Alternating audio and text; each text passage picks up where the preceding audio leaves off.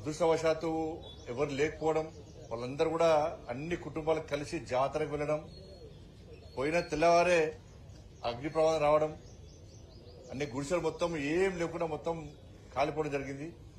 వెంటనే ఆ స్పాట్ కు నేను గౌరవ మేయర్ గారు అడిగి వెళ్ళడం జరిగింది. అక్కడ మా కార్యకర్త అనిల్ సమాచారం ఇచ్చిన వెంటనే అడిగి పోవడం జరిగింది. వాళ్ళు వెంటనే రప్పించి తాత్కాలిక ఏర్పాట్లు చేసి వాళ్ళ గుడిసెల కోసం అన్ని రకాల సాయం చేసి వాళ్ళకి షెల్టర్ ఏర్పాటు చేసి వాళ్ళకి గ్రాసరీస్ ఇచ్చి దాదాపు వారం 10 రోజుల పాటు వాళ్ళను అన్ని రకాలు ఆదుకోవడం జరిగింది. ఆ రోజు వాళ్ళు కోరిన మీదట వెల్డింగ్ మిషన్ అన్ని కాలిపోయిన తర్వాత మా పుట్ట గర్వమే వెల్డింగ్ మిషన్ తోని మళ్ళీ తిరిగి కొనుక్కోలేని స్థితిలో ఉండమని చెప్పిన తర్వాత వాళ్ళ ఎంపీ నిధుల నుంచి వాళ్ళకు 13 కుటుంబాలకు వెల్డింగ్ మిషన్స్ కూడా డ్రిల్లింగ్ మిషన్స్ కూడా ఇవ్వడం జరిగింది. ఆ కార్యక్రమంలో పాల్గొనడం జరిగింది. దాంతోపాటు గంగాధరలో 2,30,00,000 సంబంధించి వివిధ రోడ్స్ వివిధ అభివృద్ది కార్యక్రమాన్ని ప్రారంభించబోతున్నాం. రాజన్న సిరిసిల్ల జిల్లా బోయిన్పల్లిలో 2,30,00,000 సంబంధించి బ్రిడ్జ్ ఇతర అభివృద్ది పనులను కూడా అక్కడ నుండి గౌరవ శాసనసభ్యులు మేడిపల్లి సత్యం గారితో కలిసి ఇలా ప్రారంభించబోతున్నాం. ముఖ్యంగా తెలంగాణ రాష్ట్ర రైతాంగం తరఫున నరేంద్ర మోడీ గారికి హృదయపూర్వక కృతజ్ఞతలు తెలియజేస్తున్నాం. 2014 బడ్జెట్ 2014 సంవత్సరంలో బడ్జెట్ ప్రవేశపెట్టే సందర్భంగా నరేంద్ర మోడీ గారు ఈ దేశంలోని రైతులకు హామీ ఇచ్చారు. రైతుల ఆదాయాన్ని రెట్టింపు చేసి చూపెడతామని చెప్పి ఆ రోజు ప్రియతమ నేత నరేంద్ర మోడీ గారు ఏదైతే హామీ ఇచ్చారో దానికి అనుగుణంగా ఇవాళ 80% రెట్టింపు చేస్తాం. ఇంకో సంవత్సరం వరకు రైతు ఆదాయాన్ని పూర్తి 100% రెట్టింపు చేసేయడానికి ప్రభుత్వం ప్రయత్నిస్తున్నది. 2014లో వరి ఎంఎస్పీ ఎంత అంటే 1,310 రూపాయలు. ఇది పెంచుకుంటూ లాస్ట్ చివరకు నిన్నాక మొన్న కూడా క్వింటాల్కు 69 రూపాయల ఎంఎస్పీ పెంచడం జరిగింది. పత్తికి 589 రూపాయల పత్తి పెంచడం జరిగింది. కాబట్టి ఇవాళ వరి క్వింటాల్కి ఎంత అంటే 2,369 రూపాయలు, గ్రేడ్ 100కి 2,389 రూపాయలు.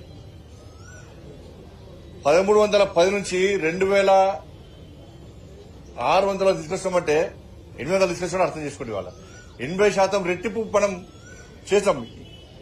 కాబట్టి రైతు ఆదాయాన్ని రెట్టింపు చేయడానికి ప్రభుత్వం కృషి చేస్తున్నది.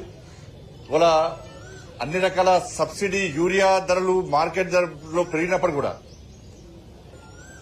రైతులకు ఇబ్బంది కాకుండా ఆ సబ్సిడీలో యూరియా ఇస్తూ ఆ భారాన్ని కేంద్ర ప్రభుత్వమే మోస్తా ఉన్నది. పూర్తి సబ్సిడీ ద్వారా యూరియా ఇచ్చే ప్రయత్నం ఇస్తున్నాం కూడా. ఇవాళ 10 సంవత్సరాల కాల వ్యవధిలో తెలంగాణ రాష్ట్రంలో ధాన్యం కొనుగోలు కోసం 2,30,000 కోట్ల రూపాయలను ఈ తెలంగాణ రాష్ట్రానికి నరేంద్ర మోడీ గారి ప్రభుత్వం ఖర్చు చేసింది. 2,30,000 కోట్ల రూపాయలను ధాన్యం కొనుగోలు కోసం ఖర్చు పెట్టడం జరిగింది. పండించిన ప్రతి గింజ కొంటున్నాం. ఇవాళ కేంద్ర ప్రభుత్వం కొంటా ఉన్నది. అన్ని ఖర్చు కూడా కేంద్ర ప్రభుత్వం భరిస్తున్నది. ఇట్లా అన్ని రకాలుగా రైతాంగాన్ని ఆదుకునే ప్రయత్నం చేస్తున్నాం. కాబట్టి వరితో పాటు 14 పంటలకు ఎంఎస్పీని పెంచినటువంటి నరేంద్ర మోడీ గారికి ఈ సందర్భంగా హృదయపూర్వక ధన్యవాదాలు తెలియజేస్తున్నాం. రాబోయే రోజుల్లో ఇంకా రైతుల విషయంలో ఆదుకునే ప్రయత్నం చేస్తాం. కేంద్ర ప్రభుత్వం చేయాల్సిందంతా చేస్తూనే ఉన్నది. కానీ దురదృష్టవశాత్తు ఈ రాష్ట్రంలో ఉన్న ప్రభుత్వం మాత్రం ఇచ్చిన హామీలన్నీ గాలికి వదిలేస్తున్నది. 100 రోజుల్లో హామీలు నెరవేరుస్తామన్న ప్రభుత్వం 18 నెలలు గడుస్తున్నప్పుడు కూడా ఏ ఒక్క హామీని నెరవేర్చిన దాఖలాలు 6 గ్యారెంటీలను అటకెక్కించారు. దాని గురించి చర్చనే లేదు. చర్చ వచ్చినప్పుడల్లా ఇష్యూ డైవర్ట్ చేస్తున్నారు. ప్రజల దృష్టి మళ్లించే ప్రయత్నం చేస్తున్నారు. వాళ్ళ వర్షాలు పడ్డాయి.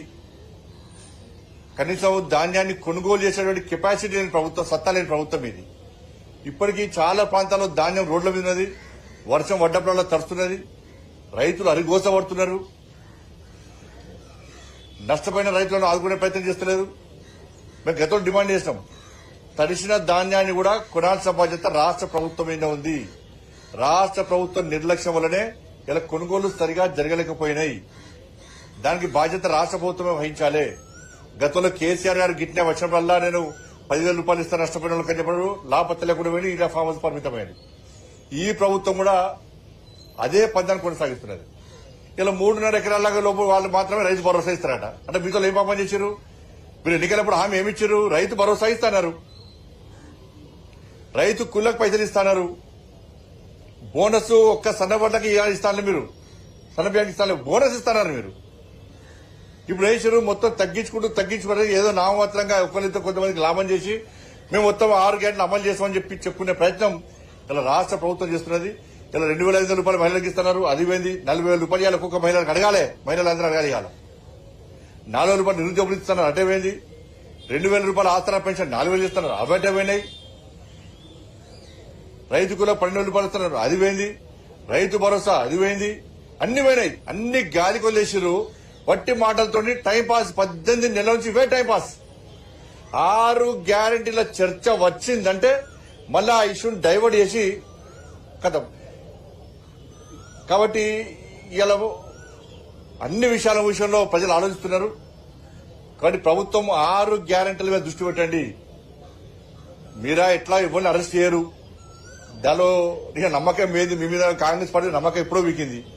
ఎందుకంటే ఫోన్ ట్యాపింగ్ కేసు అన్నారు, అటే వీకింది. విద్యుత్ కొనుగోళ్ల కేసు అన్నారు, అటే పోయింది. కాళేశ్వరం అన్నారు, నిన్న నోటీస్ ఇచ్చారు, ఏం చేస్తారో తెలియదు. ఫార్ములా ఈ కేసు అన్నారు, సుప్రీంకోర్టు ఇచ్చిన ఇంతవరకు ఏం కేసు దాని అడ్రస్ లాభత్త లేకుండా పోయింది. డ్రగ్స్ కేసు అన్నారు, అది పోయింది. ఏం కేసులో మీతో ఏం కాదు కూడా. ఇక కాంగ్రెస్ పార్టీతో ఏం కాదు, మీ అన్ని వట్టి మాటలే. మీరు 6 గ్యారెంటీలు అమలు చేయరు, మీరు అవినీతి చర్యలు తీసుకోరు, మీతో కాదు కూడా. అట్టే చేసేందుకు ఇలాంటి వివరిస్తున్నారు మీరందరూ కూడా. కానీ ప్రజలకు కాంగ్రెస్ పార్టీ ప్రభుత్వం మీద నమ్మకం, విశ్వాసం పోయింది. వీళ్ళు ఏమీ చేయలేని చేతనావస్థలో ఉన్నారన్న విషయాన్ని ప్రజలకు అర్థమైపోయింది.